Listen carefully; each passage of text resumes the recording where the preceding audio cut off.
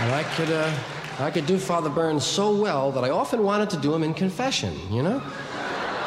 I wanted to get into Father Burns' confessional one Saturday, maybe a half hour before he showed up, and get in there and hear a few confessions, you know? Because I knew, according to my faith and religion, that if anyone came in there and really thought I was Father Burns, and really wanted to be forgiven, and performed the penance I had assigned, they would have been forgiven, man. Because that's what they taught us. It's what's in your mind that counts. Your intentions. That's how we'll judge you, what you want to do. Mortal sin had to be a grievous offense, sufficient reflection, and full consent of the will. You had to wanna. In fact, wanna was a sin all by itself. Thou shalt not wanna. If you woke up in the morning and you said, I'm going down to 42nd Street and commit a mortal sin, save your car fare. You did it, man. Absolutely. It was a sin for you to want to feel up Ellen. It was a sin for you to plan to feel up Ellen. It was a sin for you to figure out a place to feel up Ellen. It was a sin to take Ellen to the place to feel her up. It was a sin to try to feel her up, and it was a sin to feel her up. There was 6 sins in one feel, man.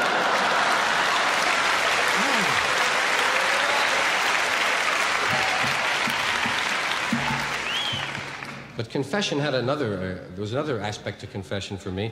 Our neighborhood was right between Columbia University and Harlem, Juilliard School of Music, Grant's Tomb, 2 seminaries, Jewish Theological and Union Theological Seminary. I said Harlem was there. And then to the north, a Puerto Rican and Cuban section. And as Puerto Ricans began to move into our neighborhood, the diocese, in this rare display of tokenism in the early 50s, sent one Spanish priest, Father Rivera, to hear Spanish confessions.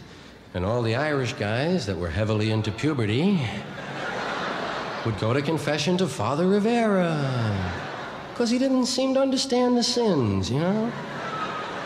Or at least he didn't take them personally, you know? It wasn't an affront to him.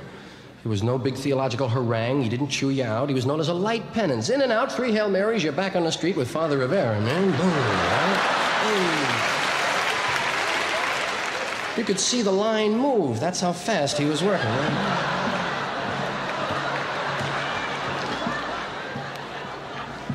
But he wasn't ready for the way Irish boys were confessing at that time in that place.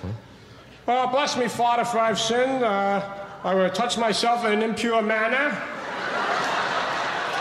I was impure, impurity and impureness. Thought, word, and deed, body, touch, impure, sex, dirty. Impure legs, impureness, touch, impure, dirty body, sex, rub, and covet. Heavy on the covet, Father. That's okay, man. 3 Ave Marias.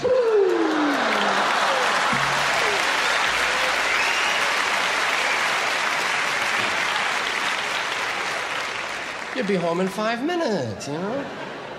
The Irish priest, on the other hand, nice guy, but first of all, he recognized your voice, because you'd grown up there, right? He knew everyone. What'd you do that for, George? Oh, God, he knows, man. And the Irish priests were always heavily into penance and punishment, you know? They'd give you a couple of novenas to do, 9 First Fridays, 5 First Saturdays, Stations of the Cross, a trip to Lourdes. Wow. That was one of the things that bothered me a little about my religion, was that conflict between pain and pleasure, you know? Because they were always pushing for pain, and you were always pulling for pleasure, man. You know?